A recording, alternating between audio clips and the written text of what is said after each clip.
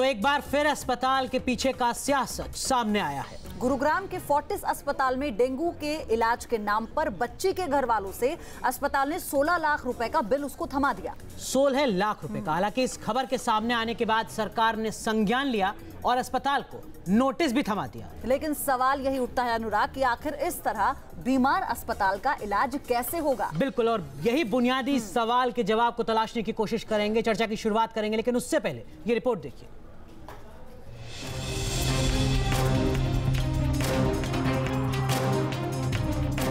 जिन खबरों को news nation ने प्रमुखता से उठाया, जिस ऑपरेशन लाइफलाइन के जरिए अस्पतालों की संवेदनहीनता को बेपर्दा किया गया, ठीक कुछ ऐसी ही खबर गुड़गांव के एक निजी अस्पताल से एक बार फिर सामने आई है। अस्पताल में बच्ची की डेंगू के इलाज के लिए इतना मोटा बिल पकड़ा दिया गया कि किसी के भी होश फाख्ता हो जाए। दरअसल तस्वीरों में दिख रही आद्या सिंह नाम की इस बच्ची को कुछ दिन पहले डेंगू हो गया था, जिसके इलाज के लिए उसे एक निजी हॉस्पिटल में भर्ती कराया गया, जहाँ से उसे गुरुग्राम के फोर्टिस अस्पताल रेफर कर दिया गया। बच्ची की हालत गंभीर थी, लिहाजा उसे आईसीयू में रखना पड़ा। पिता का आरोप है कि बच्ची का तभी ब्रेन डेड हो गया था, लेकिन अस्पताल बिल बनाने में इतना अंधा हो गया कि बिना एमआरआई के उसका इलाज करते रहने की बात करता रहा। बच्चे का ब्रेन जो है बहुत शुरू में ही डैमेज हो चुका था, जिसे डॉक्टर ने जानबूझ के टेस्ट नहीं किया और उन्होंने 10-15 दिन, हफ्ता भर 10 दिन जो है उन्होंने इसको ट्रीटमेंट को अपने जारी रखा, जबकि उनको पता था कि उसका ब्रेन डेड हो चुका है। तो फाइनली जब मैंने उनको बहुत ज़्यादा इंसिस्ट किया, तब जाके उन्होंने एमआरआई किया और उसके बाद उन्होंने बोला कि जो है अब कुछ नहीं हो सकता, ब्रेन उसका 70-80% डैमेज हो चुका है। आरोप है कि ब्रेन डेड बच्ची आईसीयू में भर्ती थी और रोज बिल पर बिल भेजे जाते रहे। परिवार का कहना है कि इसके बाद अस्पताल प्रशासन ने एमआरआई कराकर उन्हें 16 लाख का बिल थमा दिया। अस्पताल ने आद्या के बिल के लिए 20 पन्नों का पर्चा तैयार किया, जिसमें सिर्फ दवाई का बिल ही 4 लाख रुपए है। डॉक्टर के फीस 52,000 रुपए शामिल की गई। 2,17,000 के मेडिकल टेस्ट का बिल भी तैयार किया गया। इस तरह कुल मिलाकर 16 लाख का बिल तैयार हो गया। मैसेज आता था कि आपका बिल अमाउंट इतना हो गया है, लेकिन ब्रेकअप नहीं आता था। मैंने फोर्टिस से अभी भी मांगा है कि मेरे को डे वाइज ब्रेकअप दीजिए कि किस दिन आपने क्या किया है, कौन सी दवा दी है, किस चीज़ का चार्जेस है डे वाइज, तो मुझे अभी तक नहीं मिला है। इस दिल दहला देने वाली खबर के मीडिया में आने के बाद स्वास्थ्य मंत्रालय ने भी सख्त तेवर दिखाए और अस्पताल से इस पूरी घटना पर रिपोर्ट मांगी है। ये बहुत ही दुर्भाग्यपूर्ण घटना है और इस घटना को सरकार ने बहुत संज्ञान लिया है। मैंने हॉस्पिटल अथॉरिटीज़ को इससे की उनकी पूछताछ की है और मैंने उनको कहा है कि आप एक डिटेल्ड रिपोर्ट भारत सरकार स्वास्थ्य मंत्रालय को भेजें और मैंने स्वास्थ्य सचिव से कहा है कि वह इसके पर देखें, उनके डिटेल रिपोर्ट पर कार्रवाई करें। दरअसल कुछ समय पहले न्यूज नेशन ने भी ऑपरेशन लाइफलाइन नाम से स्टिंग ऑपरेशन चलाया था, जिसके जरिए कई अस्पतालों की जमीनी हकीकत को सामने लाया गया था। इस स्टिंग में दिखाया गया था कि किस तरह से मरीजों को अस्पतालों में मेडिकल इक्विपमेंट और दवाइयों के लिए दर-दर की ठोकरें खानी पड़ती है। इस खबर को दिखाए जाने के बाद हाईकोर्ट से लेकर सरकार तक में हलचल मच गई थी। यहाँ तक कि एक पीड़ित महिला ने स्टिंग ऑपरेशन की सीडी अर्जी के साथ अदालत में जमा करवाई थी। अब कुछ ऐसी ही संवेदनहीनता और इंसानियत को शर्मसार करने वाली घटना गुड़गांव की नजर आ रही है, जहां महज पैसा बनाने के नाम पर न सिर्फ बच्ची के इलाज में लापरवाही बरती गई, बल्कि मौत के बाद उनके परिवार के जख्मों पर नमक कुरेदने की भी कोशिश की गई। ऐसे में ये सवाल उठना लाजमी है कि आखिर इस तरह के बीमार अस्पतालों का क्या इलाज है। गुड़गांव से वीडियो जर्नलिस्ट जगदीश चंद्र के साथ रिजवान आरिफ, न्यूज नेशन। वैसे ये इकलौता मामला नहीं है हमारे देश में। आंकड़े बताते हैं कि हर साल तकरीबन 4 करोड़ लोग गरीबी रेखा के नीचे जाते हैं, क्योंकि उन्हें इलाज के लिए भारी भरकम राशि चुकानी पड़ती है। खास मेहमान हमारे साथ जुड़ चुके हैं। हमारे साथ पीके होता साहब हैं, आप सचिव रह चुके हैं, स्वास्थ्य के लंबा अनुभव है, सुधार को लेकर काफ़ी महत्वपूर्ण भूमिका निभाई है। हमारे साथ डॉक्टर नरेंद्र सैनी साहब हैं, आप महासचिव रह चुके हैं इंडियन मेडिकल एसोसिएशन के। हमारे साथ बनारस से जुड़ रहे हैं जाने माने कार्डियोलॉजिस्ट डॉक्टर ओम शंकर साहब, और हमारे साथ इलाहाबाद से जुड़ रही हैं एडवोकेट स्वाति अग्रवाल। तो तमाम मेहमानों के रुख भी करेंगे, उस पर चर्चा करेंगे और समझने की कोशिश ये होगी कि आखिर 15 दिन का बिल 16 लाख रुपए कैसे हो गया। डॉक्टर नरेंद्र सैनी, मैं आपसे सबसे पहले ये सवाल मेरा यही है कि 15 दिन वो बच्ची अस्पताल में एडमिट रही है, तो क्या ये माने कि एक दिन का बिल 1 लाख से भी ज्यादा का हो गया, इतने टेस्ट सिर्फ डेंगू के लिए? देखिए, डेंगू में जो डेंगू की कंडीशन है 2-3 तरीके से आती है। कई बार एक भी मेडिसिन की जरूरत नहीं होती, बच्चा एकदम ठीक हो जाएगा। लेकिन कई बार ऐसा भी होता है कि डेंगू हेमरेजिक फीवर बोलते हैं और डेंगू शॉक सिंड्रोम होते हैं, जिसमें कि मौत भी हो सकती है। और अनफॉर्चुनेटली हमारे इस बच्चे ने अपनी लाइफ खो दी, उसके लिए हमें बड़ा दुख है। लेकिन ऐसा भी होता है कि जिसमें कि डेंगू हेमरेजिक फीवर या डेंगू शॉक में बच्चे की मौत भी हो सकती है, और उसमें कितना इलाज लगेगा, कितना छोटा सा ब्यौरा दिया है अस्पताल ने, उसमें ग्लव्स के पैसे बताए हैं, कितने के ग्लव्स इस्तेमाल हुए, उसमें एमआरआई के पैसे बताए गए हैं, उसमें जो डेली जो ट्रीटमेंट जो सीरियंस लगी हैं उसके पैसे बताए गए हैं। 16 लाख रुपए। देखिए सारी डिटेल उसके ऊपर इंक्वायरी होनी चाहिए, कोई मना नहीं कर रहा कि इंक्वायरी नहीं होनी चाहिए, पूरा मेडिकल प्रोफेशन इसमें चाहता है कि इंक्वायरी हो कि किस जगह पे कहाँ खर्चा हुआ। लेकिन सबसे पहले मैं बात कहूंगा कि हम जब खर्चे की बात करते हैं तो हमने कई बार, मैं जब सेक्रेटरी जनरल था, मैंने एक आरटीआई डाला कि इंडियन मेडिकल एसोसिएशन की तरफ से कि ऑल इंडिया इंस्टीट्यूट में जब कोई भी किसी भी बीमारी के लिए आईसीयू में कोई बच्चा या कोई भी आदमी एडमिट होता है तो पर डे का खर्चा क्या आता है। लेकिन आज तक मुझे उसका जवाब नहीं मिला कि उसका खर्चा क्या आता है। क्योंकि पीके होता साहब, 15 दिन के इलाज का खर्चा 16 लाख रुपए। क्या आपको भी लगता है, आपको तो लंबा अनुभव है, आप केंद्र सरकार में रहे हैं, निजी अस्पतालों की कमोवेश यही स्थिति है हमारे देश में? जी, उसी हॉस्पिटल में मैं 6 दिन ट्रीटमेंट हुआ हूँ और 4.5 लाख का बिल मुझे पकड़ाया गया था। कोई ऑपरेशन नहीं, कोई कुछ नहीं, सिर्फ चिकनगुनिया 4-5 दिन के बाद डायग्नोज किए, हर तरह का एंटीबायोटिक डाल दिए। इतना एंटीबायोटिक बिल्कुल ज़रूरत नहीं था। लेकिन मैं कोई पर्टिकुलर हॉस्पिटल की बात नहीं कह रहा हूँ, मैं एक स्ट्रक्चरल पॉइंट कह रहा हूँ। इट इज़ वेरी इम्पोर्टेंट कि हम एक हेल्थ रेगुलेटर लाए सिस्टम, जैसे कि हम अभी बिल्डर्स को कंट्रोल करने के लिए, लोगों को रिलीफ देने के लिए हम लोग रेरा एक्ट बने। सर, वो स्ट्रक्चर की जो बात कर रहे हैं, अभी डॉक्टर नरेंद्र से भी बात हो रही थी तो उन्होंने बताया कि एडमिनिस्ट्रेशन जो अपनी स्ट्रेटजीज तय करता है वो अलग होती है डॉक्टर की फी से। आप भी एडमिट रहे, आपने भी 6 लाख का बिल चुकता किया है, लेकिन ये इतना जो हम इसको कहें सिनेरियो बनाया है, ये क्यों है?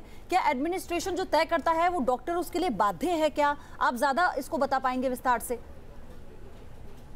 2 कारण है। एक तो है government has not expanded its own services quickly. आप 15 एम्स कर दिए, आपका एलिटिस्ट व्यू है, लेकिन आप 15 एम्स के नीचे 10-10 डिस्ट्रिक्ट लेवल मॉडर्न हॉस्पिटल नहीं बनाए हैं, 100 ब्लॉक लेवल हॉस्पिटल नहीं बना है। जो इम्बैलेंस है वो कहीं ना कहीं उभर के ऐसा आएगा।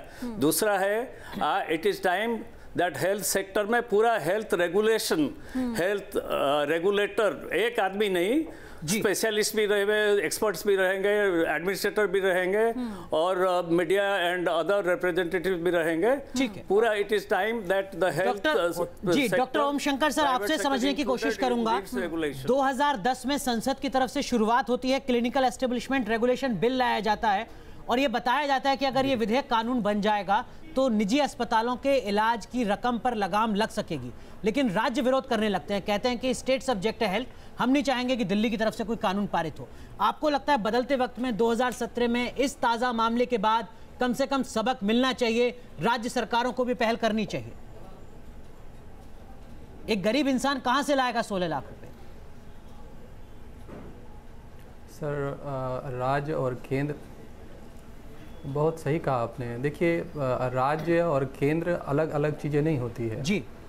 केंद्र राज्यों का ही समूह केंद्र होता है, और हम अगर दोनों को अलग अलग करके देखना चाहेंगे तो ये बड़ा ही दुखद होगा, क्योंकि गांव से जिले और राज्य और उसी से देश बनता है, सब एक दूसरे का अंग है और हम उसको अलग अलग तौर के ना देखें। सबसे पहली बात यह है कि पूरे देश में जो सबसे बड़ी समस्या ये है कि आज अगर स्वास्थ्य के बारे में आप देखें कि किसी चीज़ का ये लिमिट, मतलब ये नहीं है, एक रेगुलेशन नहीं कि कौन कितना किसके लिए पैसा चाहे।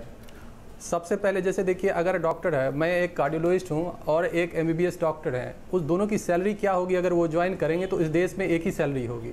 ठीक वैसे ही अगर कोई पेशेंट जाएंगे तो जैसे वो किस चीज़ का कौन से हॉस्पिटल कितना पैसा चार्ज करे जी, वो कोई फिक्स नहीं है, जिसका जो मन हुआ वो पैसा ले लिया। अब देखिए 1.25 लाख रुपया लगभग आप बता रहे हैं कि एक दिन का उन्होंने लिया है, और उसमें क्या करते हैं ये लोग। देखिए अब मैं बताऊं, जैसे 2000 का एक बेड आता है, मतलब जो 2000 का बेड का अगर वो आप देखेंगे एक महीने का अगर कोई पेशेंट हॉस्पिटलाइज हो गए तो उसका कीमत जो है वो 5000, 10000, 20000, 30000 ले लेते हैं। यहाँ पे औसतन 11000 रुपए से ज्यादा है एक दिन के बिस्तर की। दवाइयाँ हैं, दवाइयों में क्या है कि मूल्य, जैसे मैं आपको बताऊं कि मैं आपको बताऊं, जैसे एक वेंटिलेटर है, अगर वेंटिलेटर की कीमत अगर जो 2 महीने अगर कोई पेशेंट वेंटिलेटर पे रह जाए तो मैं कहता हूं वेंटिलेटर के कीमत से उसका जो बिल होगा वो कई गुना ज्यादा बढ़ जाता है। बिल्कुल। डॉक्टर नरेंद्र सैनी, सरकार को जी आपने काफी अहम बात कही, डॉक्टर शंकर आपने काफी अहम बात कही। डॉक्टर सैनी, एक चीज मैं आपसे समझना चाहूंगा, मेरे पास आंकड़े जो बता रहे हैं कि देश के जो तमाम प्रतिष्ठित निजी अस्पताल हैं उनका सालाना मुनाफा 60 से 80% बढ़ रहा है लगातार।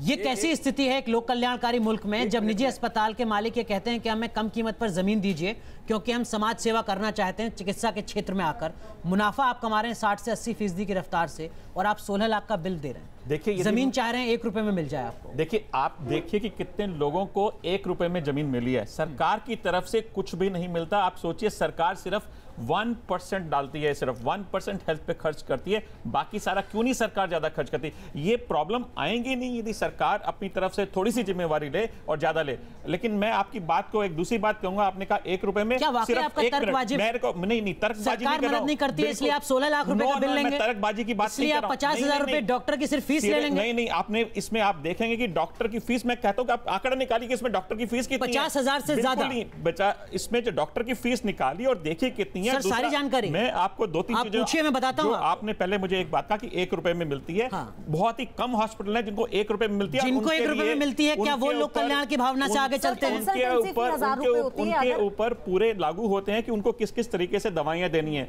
दूसरा आपको बताएं, सारे मेडिकल प्रोफेशनल्स पे जो पूरे कमर्शियल टैक्स लगते हैं, बिजली उनको कमर्शियल मिलती है, पानी उनको कमर्शियल मिलता है। जो आपके आंकड़े कुछ हॉस्पिटलों के लिए कह रहे होंगे, आप 16 लाख रुपए का बिल बनाएंगे क्या? सर मैं आपको ये बता रहा हूं, जितने छोटे 15 दिन में डॉक्टर के आने जाने की फीस 50,000 से ज्यादा होगी। सर जितने छोटे हॉस्पिटल हैं वो आज बंद हो रहे हैं क्योंकि वो अपने आप को सस्टेन नहीं कर पा रहे। तो आप देखिए जो निजी डॉक्टर के नाम पर आप लोगों की जेब तो ढीली नहीं कर ही नहीं पा रहे। सर हम चाह रहे हैं कि सरकार हमारे साथ आए। सर ये विडंबना है। देखिए हमने कहा सरकार कैसे हमने एक ये भी कहा कि सरकार इसका कीमत निकाले कि ऑल इंडिया इंस्टीट्यूट में कितना पैसा खर्च करती है, तभी तो आप किसी चीज को मानेंगे कि खर्चा कितना होना चाहिए। मैं कहता हूं कि क्यों नहीं होता जी साहब सामने बैठे हैं, होता साहब अपने बैठे बताएं हमें। डॉक्टर सैनी जो तर्क दे रहे हैं उससे ऐसा लगता है कि निजी अस्पताल लगातार घाटे में जा रहे हैं, फायदे का सौदा नहीं है अस्पताल छोटे हॉस्पिटल इस देश में, और ये परोपकार की भावना के साथ काम हो रहा है। क्या वाकई ऐसा है? सरकार वाकई कोई मदद नहीं करती?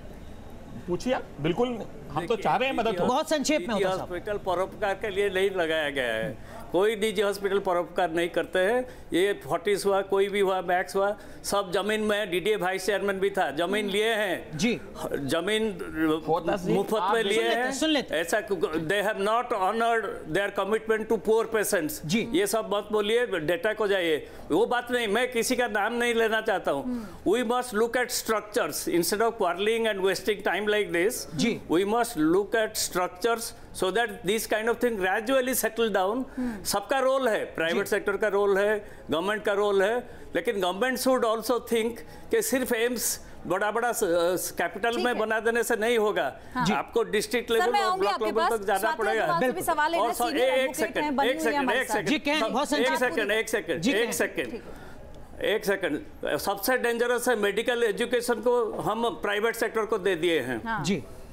ठीक, स्वाति अग्रवाल, आप ये पूरी चर्चा सुन रही हैं, ऐसा लग रहा है, अनुराग अभी आपने जब पूछा तो लग रहा था कि सरकारी अस्पताल में कोई ऐसी घटना हुई है, उस पर हम चर्चा कर रहे हैं। हमें ये समझना होगा कि क्या अगर एक व्यक्ति प्राइवेट हॉस्पिटल में इसलिए लेकर जाता है अपने किसी भी परिवार वाले को क्योंकि उसे लगता है वहां बेहतर इलाज मिलेगा, सरकारी अस्पताल से वैसे ही वो निराश होकर लौट ही जाते हैं, वहां की जिस तरह की व्यवस्था है, तो वो जाए कहां?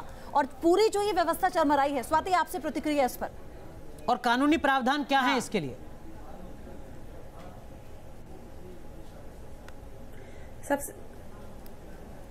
देखिए, जहाँ तक बात है इस जो प्रकरण अभी हुआ है और जितना जो कुछ मैं सुन रही हूँ उसमें जो गवर्नमेंट की अपनी फॉल्ट है या जो प्राइवेट हॉस्पिटल के अपने चार्जेस हैं या उनके अपने जो प्रॉब्लम्स हैं वो तो सब अपनी जगह है ही हैं। लेकिन मुझे सबसे ज्यादा यहाँ पे लगता है कि जब तक हम भारतीय जागरूक नहीं होंगे अपने कर्तव्यों के जो हमारे राइट्स हैं, जब तक हम अपने राइट्स के प्रति अवेयर नहीं होंगे तब तक हमें ये सारी प्रॉब्लम्स झेलना ही रहना पड़ेगा। ये गुड़गांव का जो एपिसोड आज उठाया है जिन पेरेंट्स ने, मैं उनको सैल्यूट करती हूँ। नेक्स्ट टाइम एटलीस्ट 40 ऐसे बिल भेजने से पहले 4 बार सोचेगी। अभी हमारे ही बीच एक बड़े भाई साहब बैठे हुए हैं जिन्होंने कहा कि मुझे चिकनगुनिया हो गया था और मैंने 4 लाख 6 लाख का बिल दिया। सरकार में स्वास्थ्य सचिव रह चुके हैं, उन्होंने 4 लाख 6 लाख का बिल पे किया और बड़े आराम से चले आए और उन्होंने कोई वॉइस भी रेज नहीं किया जी, और उन्होंने कोई वॉइस भी रेज नहीं किया। I am very shocked. बल्कि वो पेरेंट्स जिनका कहीं कोई वजूद नहीं है, जब उनके पास ये बिल आया तो एटलीस्ट उन्होंने वॉइस रेज की। और मैं दावे के साथ कह सकती हूँ कि अगर हम हर इस तरीके के इलीगल काम पर अगर हम अपनी वॉइस मीडिया के थ्रू रेज करते हैं या कैसे भी रेज करते हैं तो इस मामले में IMA क्या कर सकता है? क्या आप अस्पताल प्रशासन से संबंधित डॉक्टर से सारी जानकारी मांगकर कुछ कदम उठा सकते हैं? क्या ताकत है आपके पास? देखिए, जहां तक मुझे मालूम चला है ये ऑलरेडी इन्वेस्टिगेशन पे है। वहां की जो काउंसिल है उसको इन्वेस्टिगेट कर रही है और हम उन पेरेंट्स को भी बिल्कुल सांत्वना देना चाहते हैं कि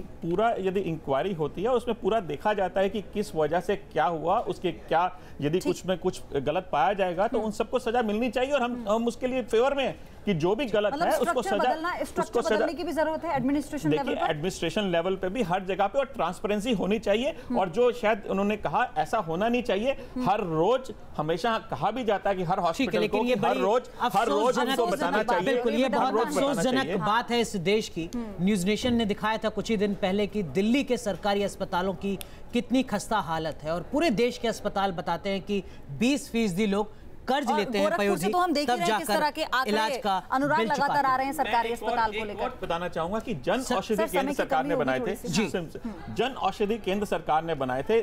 काफी खर्चा जो है मरीजों का दवाइयों पे होता है और जन औषधि सरकार कहती है कि बहुत अच्छे हमने दवाइयां होती हैं। तो जन औषधि मैं चाहता हूं कि सारे हॉस्पिटलों में मिलनी चाहिए। सोच समझने की जरूरत है। जैसे आपने कहा कि ये ना केवल प्राइवेट सेक्टर को बल्कि सरकार को भी इस पर बहुत मंथन करने की जरूरत है। तो आज का मुद्दा में इतना ही।